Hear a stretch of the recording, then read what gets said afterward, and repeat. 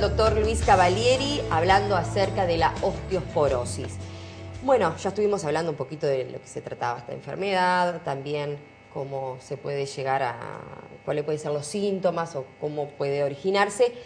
Pero me gustaría hablar de algo que tú nombraste por ahí, pero que especificaras mejor, que es la densitometría. ¿Cómo es bien? Bien, hay que... esta enfermedad, como todas las enfermedades, tiene que ser diagnosticada. Ahí está. Lo que ocurre es que, de alguna manera, a veces, en los tiempos modernos, uno confunde consumo con diagnóstico y tratamiento, o confunde consumo con métodos diagnósticos, etc. Entonces, a veces nos entreveramos. La densitometría ósea es un estudio que ha permitido un enorme avance en el diagnóstico precoz de la osteoporosis. Es decir, ¿qué quiere decir diagnóstico precoz? Quiere decir lo siguiente: uno sabe que una persona con osteoporosis pierde hueso. Para que la radiografía ponga de manifiesto que esa persona perdió hueso, la pérdida tiene que ser superior al 30% de hueso, de la cantidad de hueso, o tiene que aparecer fracturas en sitios específicos, como por ejemplo las vértebras. Ustedes van a poder ver, si quieren, en las diapositivas, cómo las vértebras fracturadas se ven bicóncavas. Pierden la forma de rectángulo y se ponen bicóncavas. Si uno ve una vértebra bicóncava o varias vértebras bicóncavas, eso es una fractura vertebral. Pero entre que la persona pierde capital óseo y se produce la fractura vertebral, corre un largo periodo en el cual sería útil diagnosticar la pérdida ósea o la poca cantidad de hueso y diagnosticar las causas que hacen que se pierda para prevenir justamente la ocurrencia de una fractura. Entonces, la densitometría ósea es un método diagnóstico del capital óseo de una persona. Se puede medir con diferentes tecnologías, con diferentes aparatos, en diferentes huesos y aún en diferentes lugares de un mismo hueso. Y eso, que parece una locura, no es una locura. Lo que ocurre es que los diferentes lugares de los diferentes huesos expresan diferentes características del hueso. Por convención, y porque el hueso trabecular de la columna vertebral, es decir, el hueso trabecular es lo que está en el centro de la vértebra y el cortical es la cascarita. Entonces, el hueso trabecular de la columna vertebral es el hueso más sensible a los cambios del metabolismo óseo. Por lo tanto, es el primero que se pierde y es el primero que se gana. Entonces, como eso sabemos que es así, convencionalmente, actualmente, cuando uno quiere saber si una persona tiene suficiente calcificación en sus huesos o no, puede medir la cantidad de hueso que está en el hueso trabecular de las vértebras. A eso le llamamos densitometría. ¿Cómo se puede hacer? Sí. Fundamentalmente por dos técnicas, que son una técnica de doble rayo, de doble haz de rayos X, y otra técnica que es muy clásica y que es la que nosotros utilizamos en Maldonado por razones, digamos, de escala, porque nosotros no hay tanta gente aquí en Maldonado, utilizamos la tomografía computada cuantitativa. Los dos métodos nos permiten saber cuál es el capital óseo o la cantidad de hueso que esa persona tiene al momento del diagnóstico. ¿Verdad? ¿Y a qué edad se empieza a hacer eso? No, no hay una edad para empezar a hacer eso. Eso es una indicación médica. Médica, directamente. El médico que sospecha que una persona tiene poca masa ósea. A ver, la densitometría, para lo único que sirve, a ver si queda claro, es para saber cuánta masa ósea, es decir, cuánto capital de hueso tiene una persona.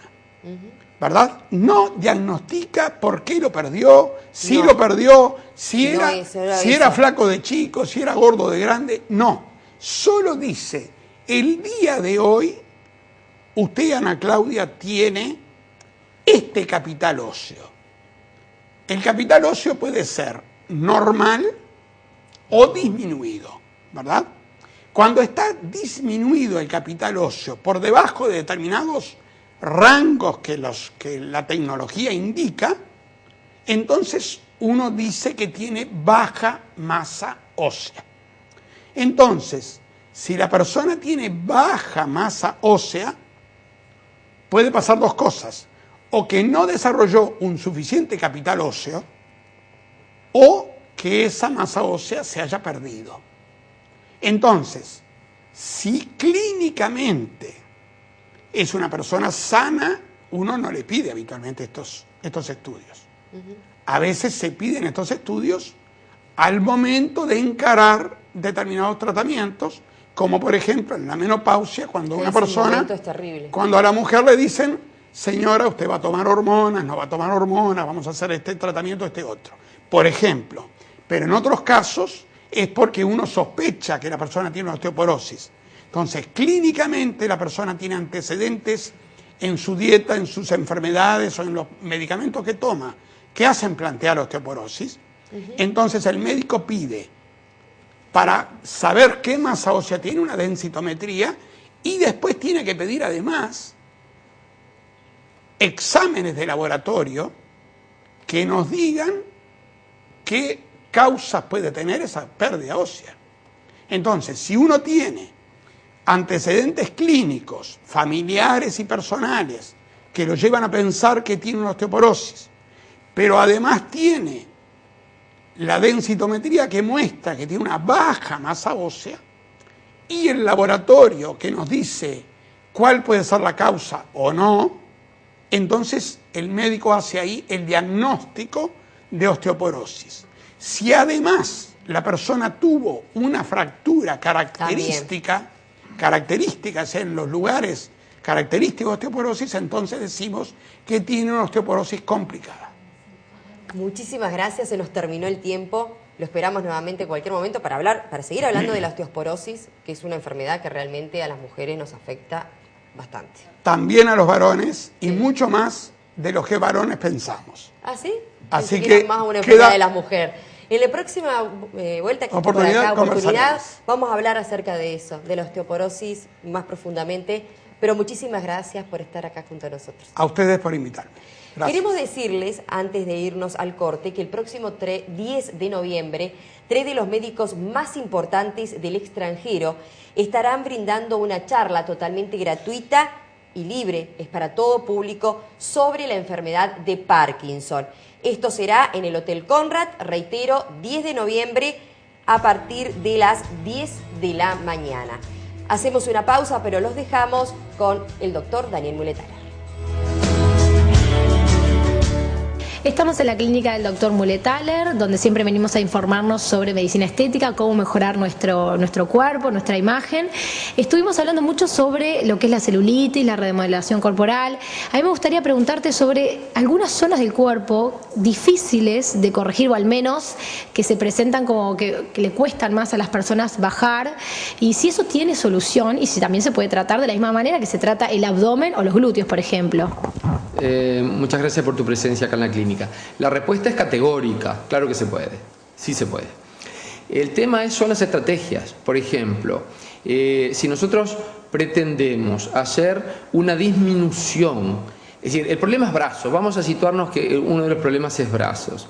Entonces, ¿qué diagnóstico podemos hacer? Entonces, generalmente vamos a decir, ¿hay hipotonía? Sí. El brazo se mueve con cierta facilidad. ¿Hay un aumento de la adiposidad? Sí. Entonces allí van, dentro de la cantidad de acciones terapéuticas que podemos tener, ir adaptándola perfectamente a esa paciente y a ese lugar. Entonces yo pienso en voz alta, ¿qué es lo que precisa esa paciente? Entonces nosotros fotografiamos el brazo, medimos el brazo. Entonces vemos si hay adiposidades localizada y si hay una disminución de la tensión. Eso se diría, hay una flacidez e hipotonía, que son cosas distintas.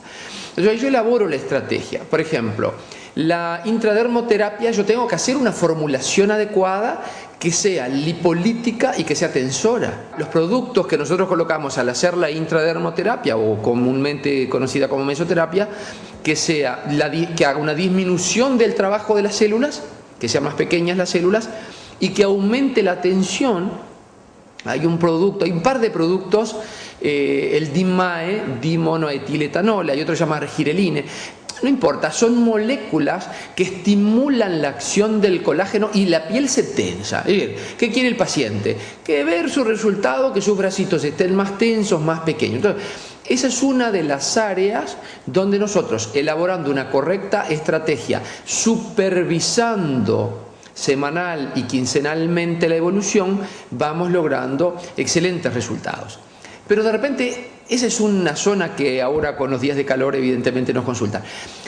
Pero pensemos en otra zona, por ejemplo, en la parte posterior de la espalda. Generalmente es un área que en el invierno estuvimos ganando allí algún poco de tejido adiposo. Entonces, eso lleva a otra estrategia, porque allí yo necesito tensar, no. Yo necesito ser lipolítico. Entonces, en realidad, esa parte posterior de la espalda es más fácil. Allí hay productos. Los mecanismos pueden ser mecanismos químicos como productos, mecanismos biológicos.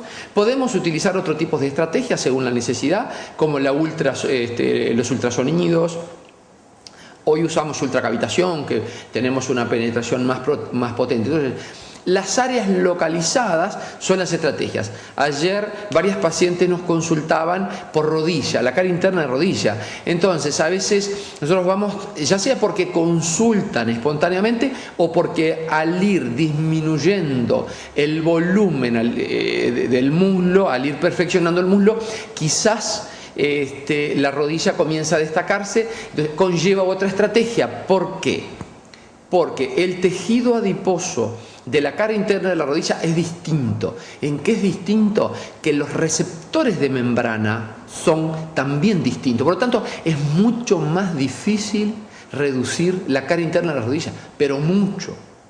Entonces, por otro lado, hay que tener mucho cuidado. Anatómicamente, por allí pasa una vena muy importante que se llama safena interna.